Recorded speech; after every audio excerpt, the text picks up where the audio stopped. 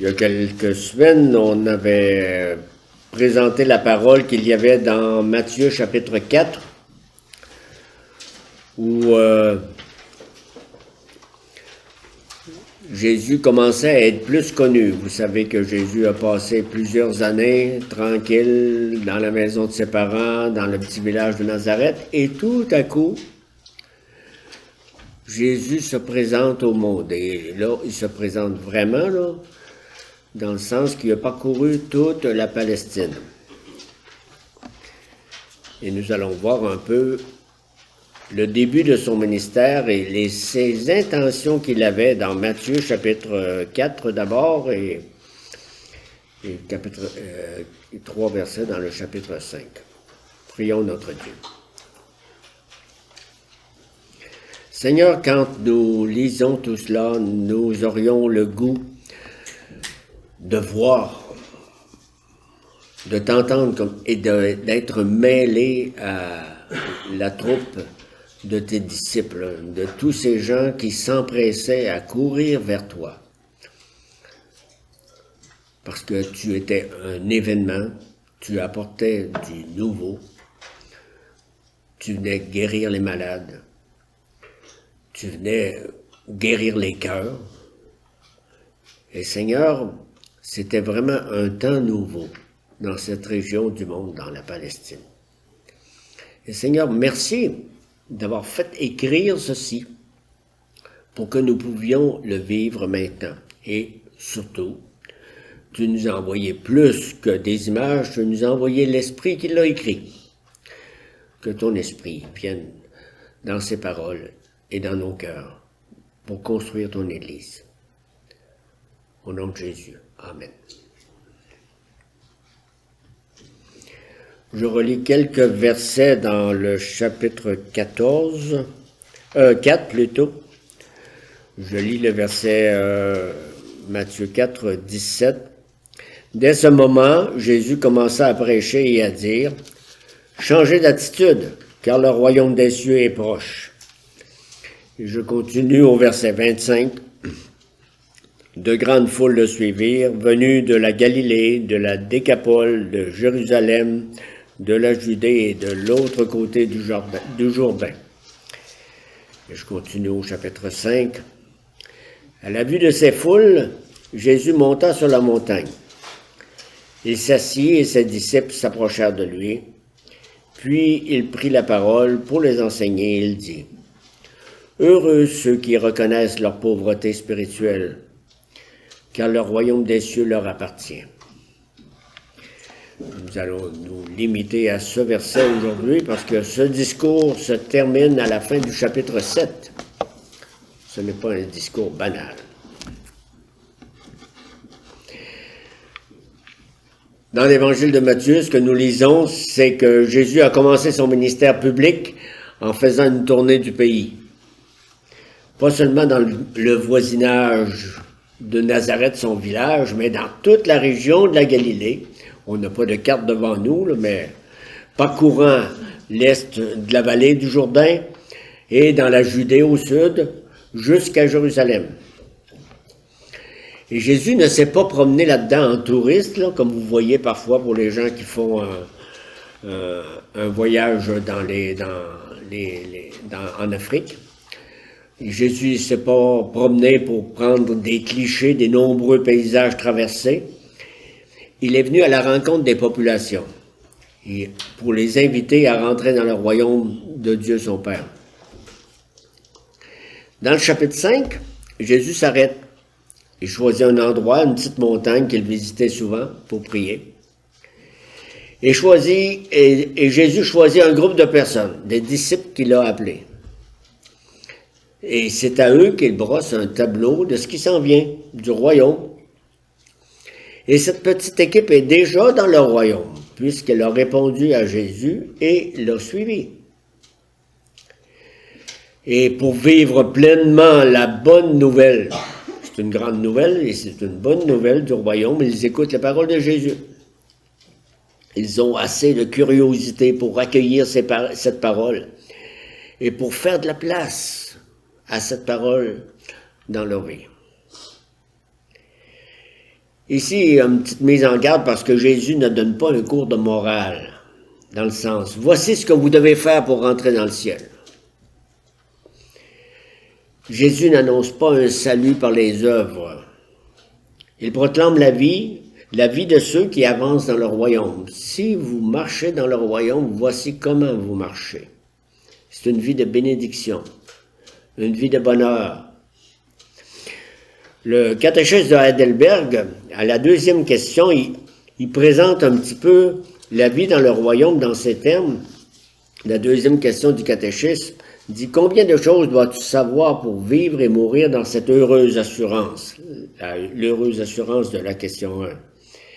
Et ça dit « Pour vivre et mourir dans cette heureuse assurance, la troisième chose à savoir, c'est quelle reconnaissance je dois à Dieu pour cette délivrance. » Et pour ceux qui connaissent bien le catéchisme, c'est la plus grande partie du catéchisme. Quelle reconnaissance je dois à Dieu. Ils sont dans cet état d'esprit, les disciples. Donc, pour bien définir cette première béatitude, heureux ceux qui reconnaissent leur pauvreté spirituelle. C'est quoi ça? Et la deuxième partie, que le royaume des cieux leur appartient. À quoi ressemble ce royaume? D'abord, reconnaître notre pauvreté spirituelle. Plutôt qu'ouvrir un dictionnaire pour étaler des concepts, nous allons visionner des personnes en action, comme il y en a beaucoup dans l'Évangile. Il n'y avait pas de vidéo dans l'époque, mais il y avait des paraboles.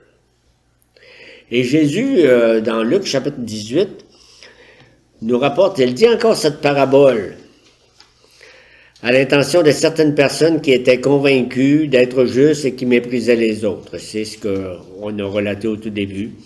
Deux hommes montèrent au temple pour prier, l'un était pharisien, l'autre collecteur d'impôts.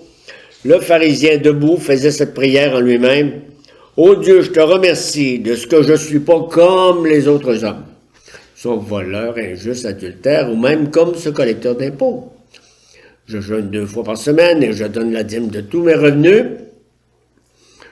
Je vais ajouter mes commentaires, trouvez-vous un meilleur que moi. Le collecteur d'impôts, lui, se tenait à distance et n'osait même pas lever les yeux au ciel. Mais il se frappait la poitrine en disant « Ô Dieu, aie pitié de moi, je suis un pécheur. » Et Jésus ajoute « Je vous le dis, lorsque ce dernier descendit chez lui, il était considéré comme juste. Mais pas le pharisien. En effet, toute personne qui s'élève sera abaissée, et celle qui s'abaisse sera élevée. » Le pharisien ici, il se présente à Dieu et il dit qu'il possède déjà tout ce qu'il désire. Il est en marche vers rien de plus. Et sa façon de dire merci à Dieu, c'est de s'élever au-dessus de ses proches. Tu vois, les autres sont tous plus beaux que moi. Le sermon de Jésus, s'il était dans la foule, il n'a pas dû l'écouter jusqu'à la fin. Il possédait déjà son bonheur. Il n'était pas pauvre dans son esprit. L'esprit pharisien, on le reconnaît, c'est très populaire aujourd'hui. Bien sûr, des belles possessions, des belles autos, des maisons rénovées souvent, des expériences valorisantes, voyager aux 4 coins du monde, plein d'amis à rencontrer. Et surtout, une tranquillité d'esprit. J'aurai la santé, des assurances pour tous les dérangements. Et à ne pas oublier, pour ce pharisien de 2026, Dieu m'aime. Dieu va assurément me bénir parce que je lui donne beaucoup. J'investis dans beaucoup d'entreprises et dans l'entreprise divine, j'investis et ça va rapporter. Est-ce que Dieu peut l'élever plus haut que l'évaluation qu'il fait de lui-même?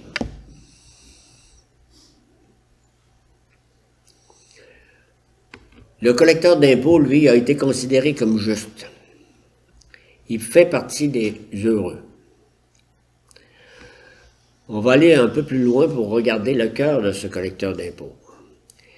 Qu'est-ce que le Seigneur a fait de lui pour qu'il soit admis dans le royaume? 4 caractéristiques qui nous aident à regarder le cœur du collecteur d'impôts. Premièrement, il ne peut se sauver lui-même. J'ai ouvert plusieurs traductions de la Bible pour voir comment il traduisait ce que nous avons dans la nôtre, reconnaître sa pauvreté spirituelle. Dans la Nouvelle Bible seconde, ils disent les pauvres en esprit. Dans la traduction œcuménique de la Bible, ils disent les pauvres de cœur. Dans la parole de vie, ils disent ceux qui ont un cœur de pauvre. Dans la Nouvelle Français courant, on lit les humbles de cœur. La Bible du Sommeur, c'est ceux qui sont humbles. Les débonnaires, qu'on lit dans la seconde, la plus ancienne, 1910. Mais toutes ces traductions sont dans la famille du cœur humble. Comment? Qui peut vous mettre sur le front, sur le bras, l'étiquette cœur humble? Comment reconnaître notre cœur humble? Est-ce que nous pouvons trouver un miroir et nous regarder et auto-évaluer notre humilité?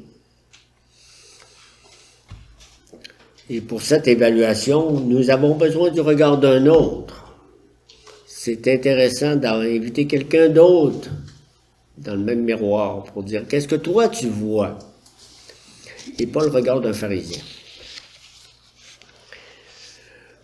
Dans mon test, j'ai fait une tentative pour trouver cet autre regard.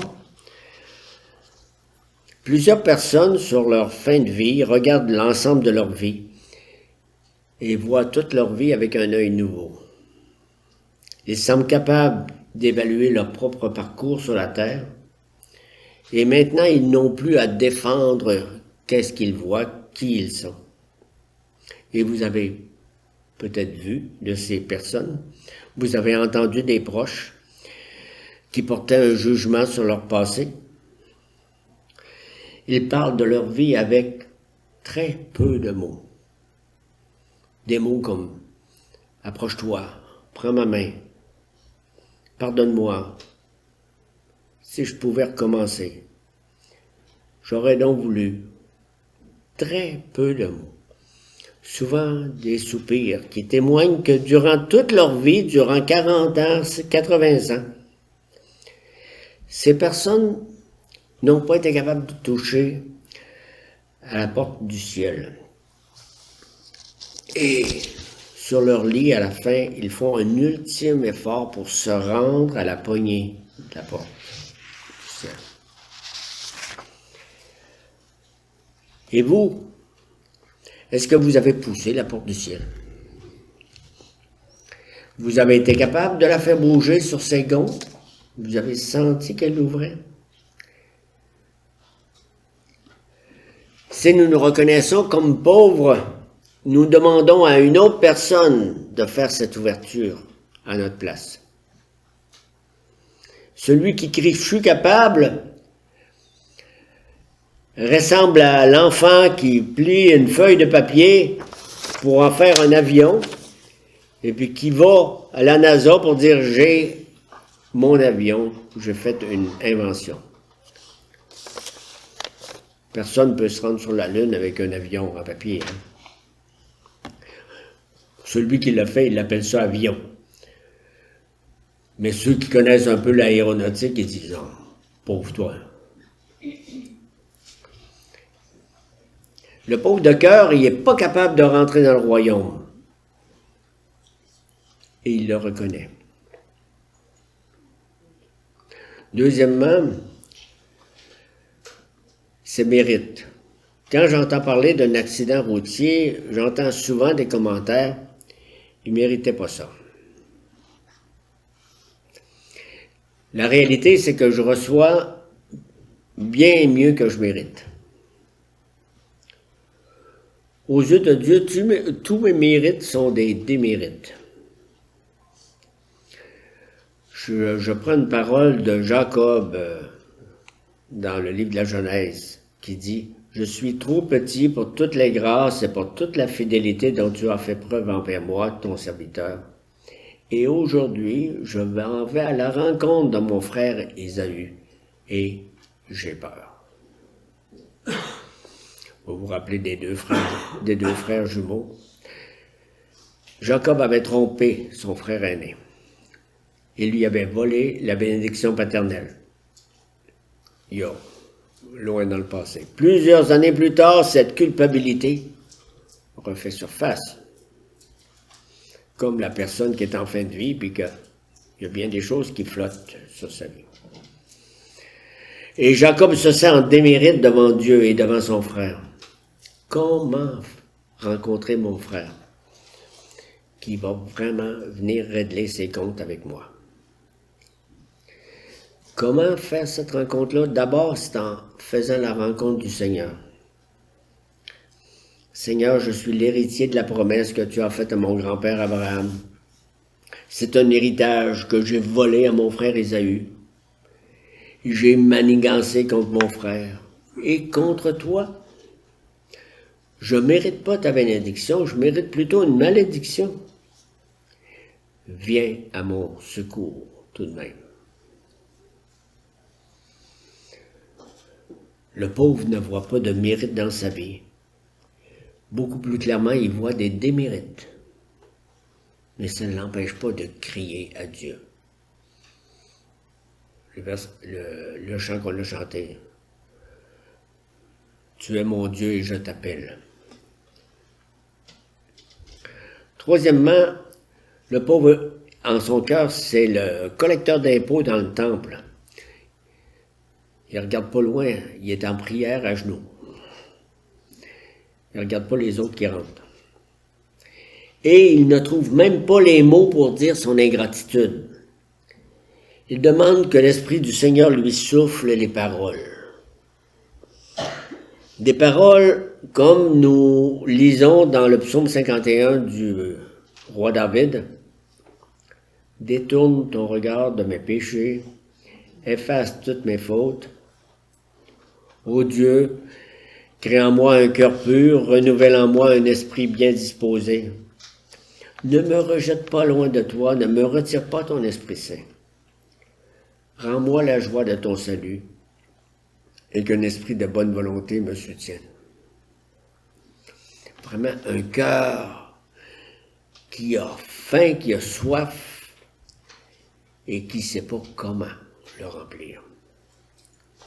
Abraham disait, dans Genèse chapitre 18, il dit, « Voici que j'ai eu l'audace de parler au Seigneur, moi qui ne suis que poussière et cendre. »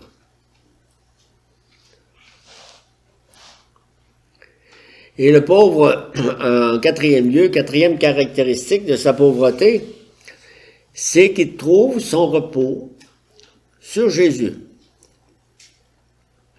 Celui qui entend les paroles de Jésus sur la montagne, excusez, il n'a aucune idée.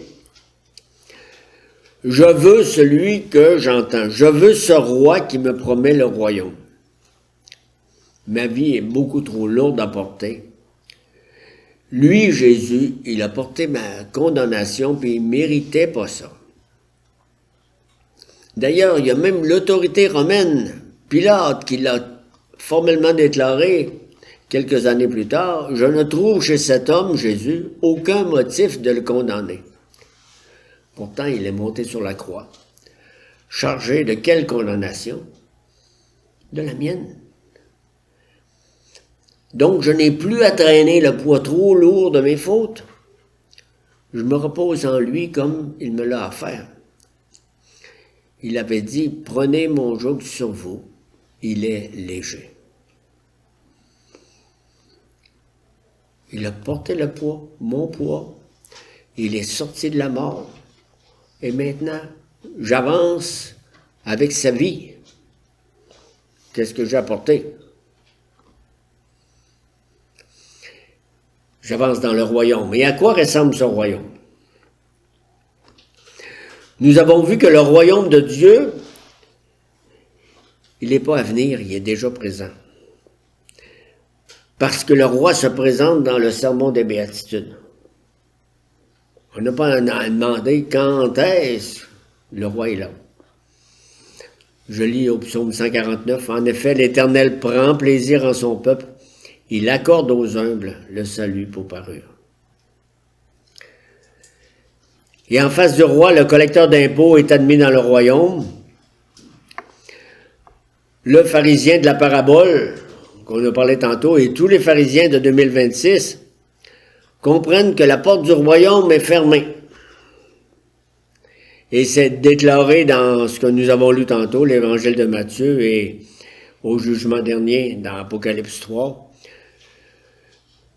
Voici ce que dit le témoin fidèle et véritable. Je connais tes œuvres, ainsi parce que tu es tiède et que tu n'es ni froid ni bouillant, je vais te vomir de ma bouche. En effet, tu dis, je suis riche, je me suis enrichi et j'ai besoin de rien. Donc voilà la relation à Dieu pour celui qui se dit riche de lui-même. Si celui qui se considère pauvre vit aujourd'hui dans le royaume du grand roi, à quoi ressemble sa vie? Comment ça se passe? Quelle est sa nouvelle façon de vivre? Comme nous avons lu que c'est une pauvreté en esprit, allons faire un petit tour dans l'esprit du pauvre pour goûter son état d'esprit. Il vit dans la ferme assurance que ses fautes sont disparues. Ses fautes n'existent plus. Et je prends le prophète Michée qui disait « c'est jeté au fond de la mer ». L'apôtre Paul, dans Romains chapitre 8, dit « Du reste, nous savons que tout contribue au bien de ceux qui aiment Dieu, de ceux qui sont appelés conformément à son plan. » Ça, c'est à mémoriser et répéter. Quand nous lisons tout, ça inclut ce qui paraît mal à nos yeux humains, la maladie. Ça contribue au bien de ceux qui aiment Dieu. C'est pas du tout évident, hein? Nous n'aimons pas les insultes, mais le Seigneur s'en sert pour construire son royaume dans le pauvre. Les obstacles administratifs, les obstacles politiques deviennent des matériaux dans les mains de celui qui construit son Église. Regardons pas seulement l'histoire de l'Église dans le temps des Romains, dans le temps du Moyen-Âge et tout ça, regardons aujourd'hui. Tout concourt au bien de ceux qui aiment Dieu. Il y en a qui vont qualifier cette croyance d'utopie. Arrêtez de vous accrocher à des chimères, regardez autour. C'est les nouvelles qui s'accumulent, c'est de plus en plus mauvais et plus mauvais, voyons. Mais c'est justement, c'est que le royaume ne se construit pas autour. Parce que le royaume, nous allons le retrouver à l'intérieur du cœur du pauvre.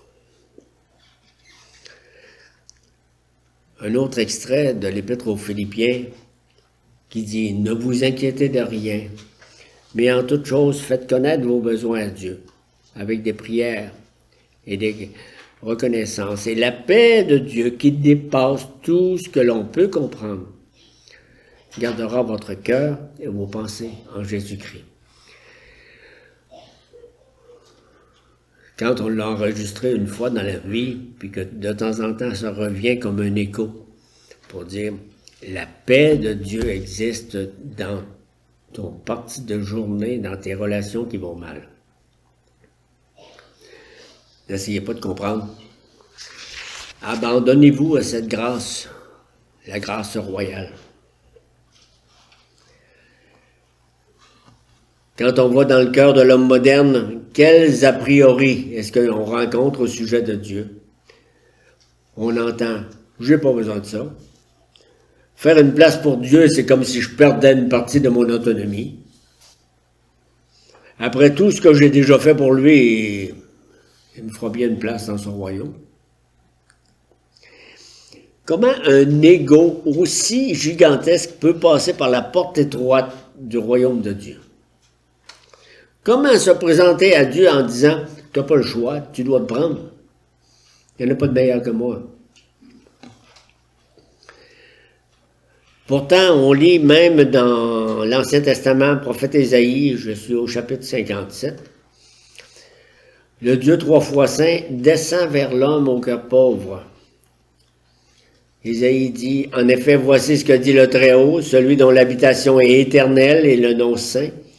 J'habite dans les hauteurs et la sainteté, mais je suis aussi avec l'homme brisé et abattu, afin de redonner vie à l'esprit abattu, afin de redonner vie au cœur brisé. Voulez-vous recevoir la visite du grand Dieu? Essayez pas de monter au ciel. Vous n'avez qu'à laisser descendre le ciel jusqu'à vous. J'ai lu une petite histoire qui m'a inspiré, là. Je l'apprends d'un autre. Un jour, il y a un artiste qui voulait peindre le fils prodigue qui était empêtré dans l'enclos des cochons. C'est une parabole de l'évangile de Luc. Et là, il cherchait un modèle pour dessiner le fils prodigue, bien sale et tout ça. Et là, il rencontre un itinérant qui n'avait vraiment pas bonne mine. Puis il explique son projet. J'ai besoin de toi mardi prochain à 10 h. Tu as exactement le look dont j'ai besoin pour ma peinture. Et le mendiant arrive chez le peintre à la journée annoncée.